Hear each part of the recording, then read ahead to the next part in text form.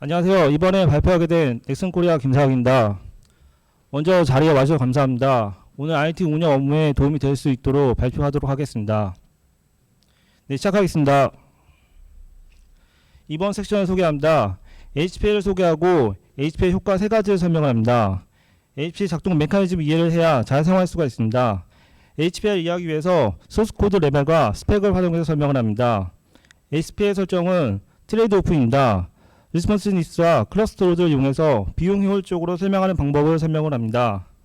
HPL을 운영을 하면 릴라이비티를 훼손하는 경우가 발생을 합니다. 이 경우 공유하고 해결하는 방법을 설명하겠습니다. 마지막으로 레케벨하고 마무리를 하겠습니다. 네, 프롤로그입니다. 많은 회사들이 최근에 디지털 트랜스포메이션을 진행을 하고 있습니다. IT를 전복을 해서 생산성을 향상시키기 위함입니다. 하지만 IT 비용이 많이 발생을 하고 운영의 복잡성은 높아집니다. 확장 가능한 운영을 이용해서 위의 문제를 해결하는 방법을 소개합니다. 대상 총정 설명하겠습니다. 쿠버네티스를 비용 효율적으로 운영을 하고 릴라이비티를 향상하고 싶으신 분이 들으면 좋습니다. 또한 HPL 소스 레벨에 관심이 있으신 분이 들으면 좋습니다. HPL 소개입니다. HPA는 스케일러비티 문제를 해결하는 도구 중에 하나입니다. 스케일러비티 도구는 HPA, 오토스케일러, 노드 매니지먼트 툴이 있습니다. 서비스 운영 중에 워크로드가 많이 발생을 하며 어떻게 대응을 할 수 있을까요? 확장 가능한 운영은 즉 스케일러비티로 이 문제를 해결할 수 있습니다. 전통적인 방식은 서비스를 중단하고 스케일업을 해서 문제를 해결했습니다. 최근에는 많은 앱들이 MS의 아키텍처를 도입하는 경우가 많아졌습니다. 이 경우 앞단은 주로 스테레스한 앱을 두어서 서비스를 합니다. 이 부분에서 스케일러비티가 작동을 합니다. 다시 시나리오 돌아가겠습니다. 워크로드가 많이 발생을 하면 HPA는 신규 파드를 생성해서 스케일아웃해서 문제를 해결합니다.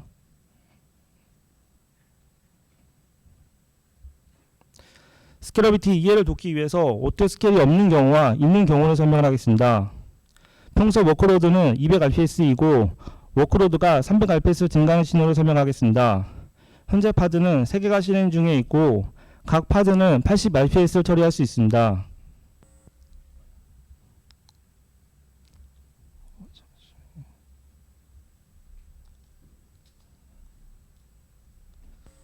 잠시만 조정 좀 하겠습니다.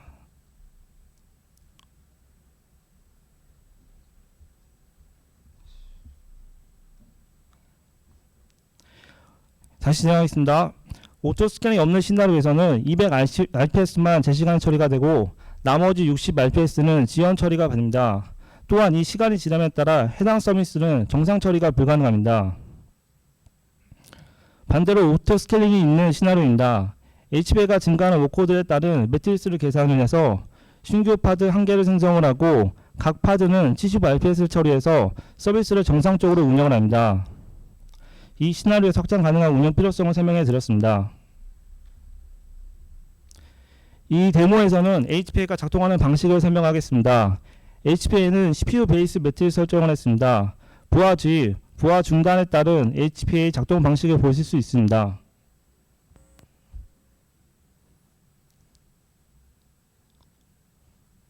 지금 부하를 주입하고 부하를 생성 중입니다. HPA가 매트릭스를 패칭해서 CPU 부하 증가를 인지하고 디플로이먼트 리필 가스를 증가시킵니다. 생성된 파드가 바로 트래픽을 받지 않고 레디니스가 완료될 때까지 트래픽을 기다리고 있습니다.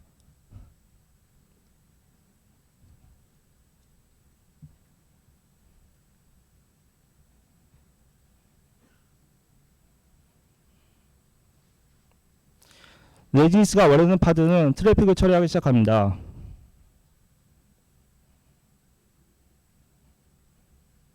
이제 부하를 중단하겠습니다.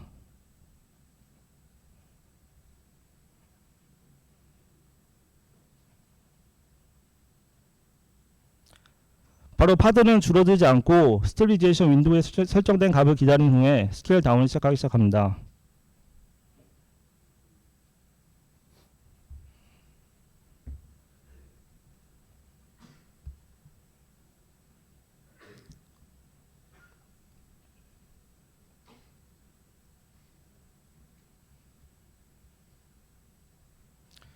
이 데모를 통해서 간단히 HPA가 작동하는 방식을 설명해 드렸습니다.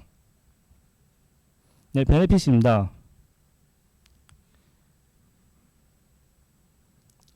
IT 서비스는 최근에 점점 복잡한 문제를 해결합니다. 이에 따라 시스템 운영 비용은 커지고 복잡성은 증가합니다. HPA를 이용해서 확장 가능한 운영을 제공해서 안정성을 제공하고 비용을 절감할 수 있습니다.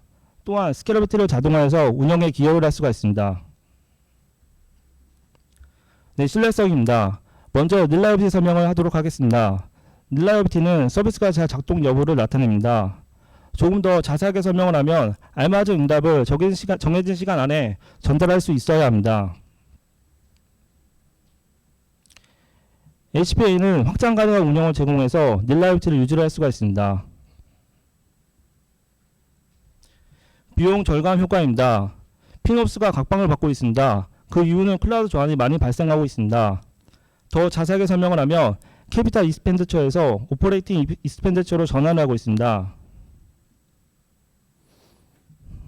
여기에 간단한 예제를 소개를 합니다. 피크 워크로드에 맞추어 파드 5개를 운영하는 경우 $400 이상의 비용이 발생을 합니다. 하지만 확장 가능한 운영을 해서 평균 파드 2.5개를 운영하는 경우 50% 정도의 비용을 절감할 수 있습니다.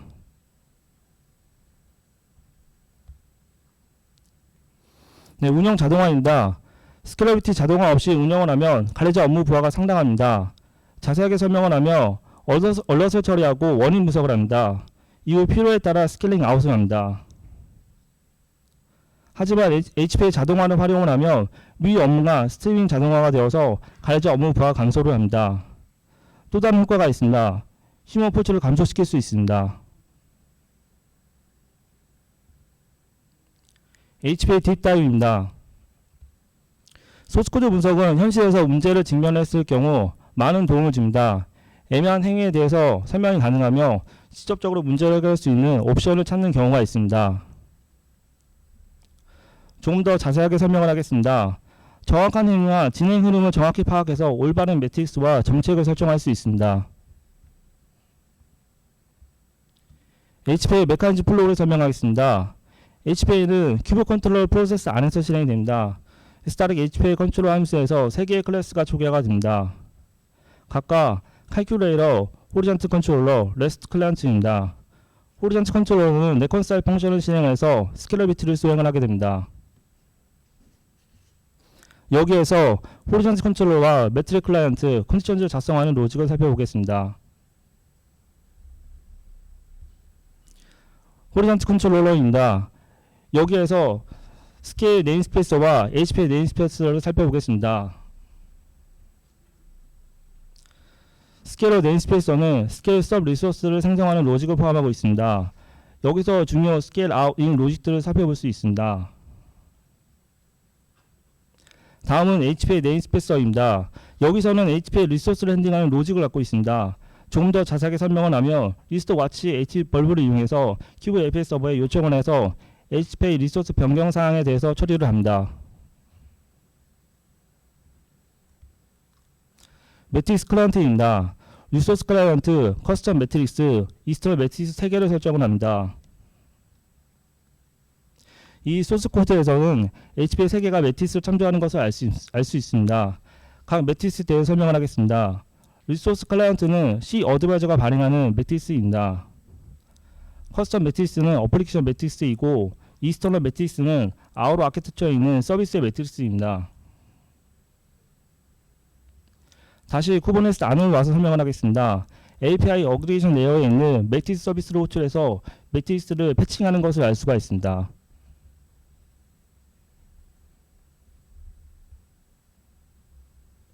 다음은 컨디션즈입니다. 해당 코드는 HPA 리소스 스테이터스키에 작성이 됩니다. 이 코드에서 제약사항 확인, 노멀라이즈 룰즈를 활용해서 작성하는 것을 알 수 있습니다.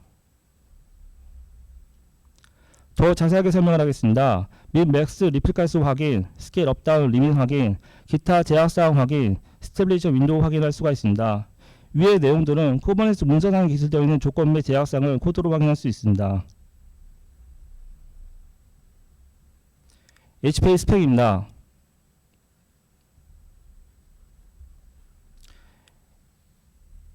HPA CPU 메모리 매트릭스를 활용하는 마니페스트입니다. HPA는 매트릭스 타입과 단위를 설정을 합니다. 하드웨어 리소스 매트릭스는 파드 매트릭스라는 코베스 리소스가 생성됩니다. 이 리소스에서 매트릭스 값과 발생된 시간을 확인할 수 있습니다. HPA는 버전 1에서는 하드웨어 리소스만 설정을 할 수 있었습니다. 하지만 HPA 버전 2에서는 커스텀, 이스터널 매트릭스를 추가로 설정을 할 수 있습니다.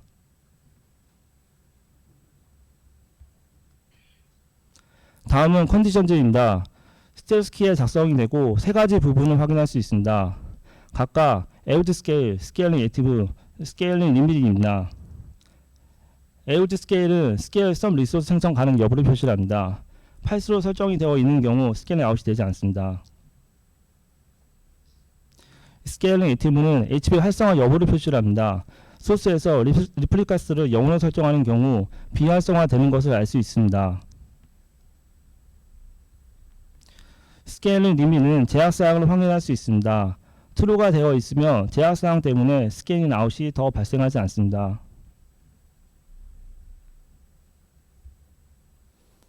다음은 플롯입니다. 비헤비어 키에 설정을 할 수 있습니다. 크게 스케일 다운, 스케일 업 두 가지 타입의 플롯이 있습니다. 각 타입마다 2개 이상의 플롯을 설정할 수 있습니다.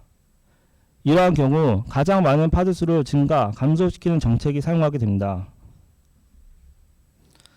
스케일러비티를 운영하다 보면 서비스 특성에 맞게 스케일링 규모의 조절이 필요할 경우가 있습니다. 이러한 경우 HA 플롯을 활용해서 대응을 할 수가 있습니다. 다음은 트레이드 오프입니다. 먼저 리스폰시브니스의 설명을 하겠습니다. 워크로드가 증가하며 얼마나 빠르게 HPA가 스케일 아웃을 하는가입니다. 조금 더 자세하게 설명을 하겠습니다. HPA는 매트릭스를 패칭을 하고 계산해서 적절한 리플리카 수를 산출을 합니다. 패칭하는 시간에는 딜레이가 발생을 합니다. 패칭하는 빈도를 줄이면 어떻게 될까요? 클러스터 오버헤드가 발생을 하게 됩니다. 여기서 두 팩터에 대해서 트레이드 오프가 발생을 하게 됩니다. 이 두 가지 팩터 메커니즘을 잘 이해를 해야 HPA 올바른 값을 설정을 할 수가 있습니다. HPA는 항상 지연이 발생합니다. 이 다이어그램은 타이밍 그래프입니다. 골든 영역을 보면 매트릭 발생 시점과 HPA가 반응하는 시점에 갭이 있습니다. 더 자세하게 설명을 하겠습니다. 클러스터 오버헤드 이후로 클라우드 벤더 사이의 HPA 패칭 인터벌은 제약을 두고 있고 패칭하는 매트릭 레이어가 2개 이상입니다. 각 레이어마다 인터벌을 가지고 있습니다.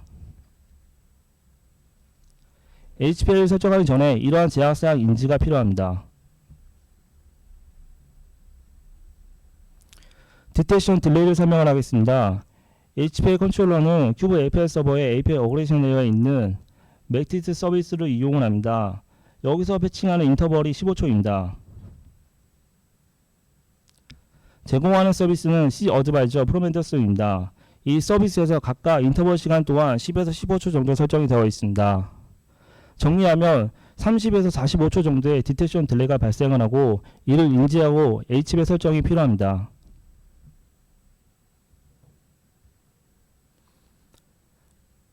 어플리케이션 스타트업 딜레이를 설명을 하겠습니다. 신규 노드는 컨테이너 이미지를 풀링을 해야 합니다. 여기에 지연이 발생을 합니다. 만약 이미지 크기를 줄이게 되면 트러블슈팅에 제약을 받게 됩니다. 어플리케이션 부트스트핑에 지연이 발생을 하게 됩니다. 예를 들어 스트링 부트 어플리케이션은 부트스트핑 시 30초에서 1분 정도 시간이 필요하게 됩니다. 만약 이 시간을 줄이게 된다고 하면 로딩되지 않는 나머지 모드는 레진 로딩 등으로 제약사항이 발생하게 됩니다. 마지막으로 레디니스 체크에서 지연이 발생을 하게 됩니다. 이 체크 로직이 레디가 되어야 파드가 워크로드를 처리할 수 있습니다. 이 시간을 줄이게 되면 서비스 안정성에 훼손이 될 수 있습니다. 트레이드오프의 결론입니다. HPA 설정, 어브리지 유틸리티 설정 값에 따라 트레이드오프가 발생하는 경우를 설명하겠습니다. 90% 설정하는 경우 비용은 가장 적게 발생하지만 서비스 릴라이비티를 훼손하는 가능성이 높습니다. 자세하게 설명을 하며 워크로드 증가 시 빠르게 대응하지 못해서 응답의 지연이 발생합니다. 60%로 설정하는 경우 비용은 90%보다 높게 발생하지만 서비스 릴라이비티를 보장하게 됩니다. 정리하면 각 서비스의 트래픽 변동 급변 여부, 부트스트래핑, 파드 비용을 고려해서 적절한 값 설정이 필요합니다. 네, 릴라이비티 TIS에 대해 설명을 하겠습니다. HPA를 운영 중에 경험했던 몇 가지 상황을 공유해 드립니다. 스케일링 아웃 중에 커넥션 리퓨즈 올 서비스 언어베러블을 경험을 했었습니다. 초기 서비스 준비 중에는 잘 드러나지 않았던 문제입니다. 서비스가 본격적으로 제공이 되고 위 문제가 발생했을 때 문제를 찾기가 쉽지 않았습니다. 그 이유는 스케일링 아웃 중에 발생했던 문제여서 인지를 하지 못했었습니다. 파드가 생성과 삭제 중에 올바르게 설정하지 않으면 릴라이비티를 훼손하는 경우가 발생합니다. 따라서 그레이스풀리 셧다운, 리플리카스 오브 디플로이먼트, 스파크 이슈, 레디니스 프로브 4가지 문제 해결이 필요합니다. 그레이스풀리 셧다운입니다. 해당 타이밍 다이어그램은 파드가 종료할 때 관련되어 있는 컴포넌트를 표시합니다. 인게이지된 컴포넌트는 API 서버, 큐브 프락시, IP 테이블즈, 인그레스, 코어 DNS, 앱입니다. 문제가 되는 부분을 확대해서 보면 앱이 IP 테이블즈 룰즈를 제거하기 전에 먼저 종료가 되는 것을 알 수가 있습니다. 이런 현상이 발생되면 종료가 된 앱에 트래픽이 라우팅이 되어서 커넥션 리퓨지 발생을 하게 됩니다. 즉 사용자 에러가 발생하게 됩니다. 발생하는 이유는 IP 테이블즈 룰즈 리무벌과 앱 터미네이션이 병렬로 진행이 되어서 순서를 보장하지 않기 때문에 발생을 합니다. 해결하는 방법은 두 가지가 있습니다. 첫 번째입니다. 각 프레임워크는 그레이스풀리 셧다운을 지원을 합니다. 자바 스프링 부트로 예를 설명드리겠습니다. 액츄에러를 디펜던시에 추가하고 어플리케이션 프로퍼리지에 엔드포인트 셧다운 이네이블즈 트루로 설정을 합니다. 이와 같이 설정을 하면 스프링 부트 터미널 시그널을 받으면 바로 종료하지 않고 일정 시간 지연을 한 후 모든 리퀘스트를 처리한 후에 종료를 하게 됩니다. 두 번째 방법은 터미네이션 그레이스 피리어드 세컨즈를 이용하는 방법입니다. 설정을 하면 파드 종료 시작 시간부터 45초 뒤에 킬 시그널을 보냅니다. 정리하면 IP 테이블즈 룰즈를 제거할 때까지 기다린 후에 파드를 종료할 수 있습니다. 이 외에 프리스탑에 슬립을 설정해 두면 텀 시그널을 전달하는 시간을 늦출 수 있습니다. 해당 경우는 그레이스풀리 셧다운 설정이 되어 있지 않은 앱에 사용할 수 있습니다.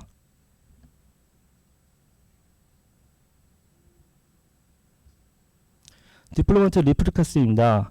5개의 파드가 스케일링 아웃이 되어서 서비스를 제공하는 시나리오를 가정해 보겠습니다. 디플로이먼트 마니페스트에 리플리카스가 3개로 설정이 되어 있고 스케일링 아웃 중에 배포를 하겠습니다. 이러한 경우 5개의 파드가 3개로 줄어들어 서비스 릴라이비티를 훼손을 하게 됩니다. 이는 마니페스트 리플리카스의 수가 런타임에 적용이 되어서 발생했습니다. 해결 방법입니다. 디플로이먼트 마니페스트 리플리카스의 키를 제거하는 후에 운영을 합니다. 런타임 디플로이먼트 리플리카스는 HPA가 제어를 하고 있습니다. 따라서 디플로이먼트 마니페스트에 명시를 하지 않아도 됩니다. 네, 스파이크 이슈입니다. 대량의 짧은 리퀘스트가 인임이 되면 자원 소모가 갑자기 치솟을 수가 있습니다.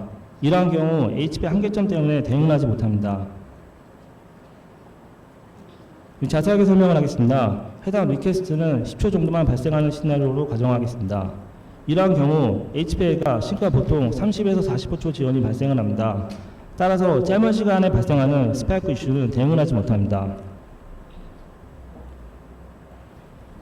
해결 방법입니다. 파드 리소스에 버스터블 QS를 활용해서 대응이 가능합니다. HPA에게 스케일러비티에만 의존하지 않고 다른 기능을 활용을 해서 해결을 했습니다. 리미츠에 갭을 두어서 평소에는 리퀘스트만큼 사용을 하고 스파이크 이슈에는 리밋까지 자원을 임시 사용하는 전략입니다.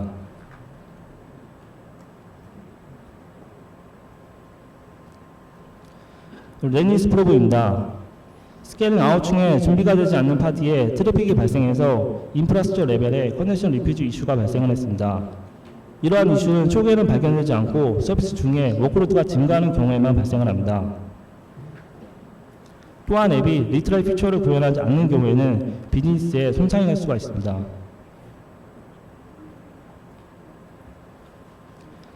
레디니스 프로브를 디플로먼트 설정을 해서 해결할 수가 있습니다. 레디니스 프로브 설정을 하면 부트스트랩 시 트래픽이 라우팅 되지 않고 완료가 되는 후에 트래픽을 처리할 수 있습니다. 자세하게 설명을 하겠습니다. 레디니스 프로브가 내지 상태가 되지 않으면 서비스는 엔드포인트 슬라이스를 등록을 하지 않습니다. 레디가 되는 경우에만 엔드포인트 슬라이스를 등록을 하기 때문에 부트스트랩 시 발생할 수 있는 커넥션 리퓨즈를 방지할 수 있습니다. 네, 마지막 레케입니다. HPA는 릴라이어빌리티, 비용 절감, 자동화 효과를 가져다 줄 수 있습니다.